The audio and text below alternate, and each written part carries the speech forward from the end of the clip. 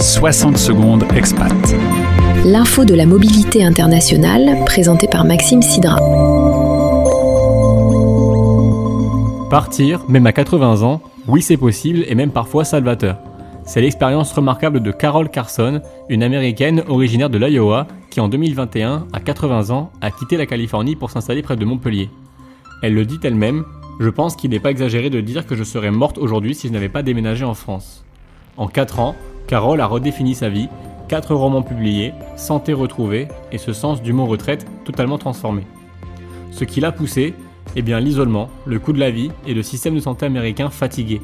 À Castelnau, elle célèbre un mode de vie pensé pour socialiser, balade, café avec des amis et un suivi médical jugé bien meilleur. Mais l'expatriation senior, ce n'est pas la croisière. Carole narre ses coups durs, choc culturel, bureaucratie française, premier jour dans un petit studio étriqué et même la terreur d'acheter du pain à la boulangerie. Malgré tout, elle a tout plaqué sans porte de sortie.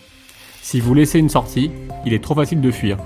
Aujourd'hui, à 83 ans, Carole résume « Il n'est jamais trop tard pour être celle qu'on devait être ».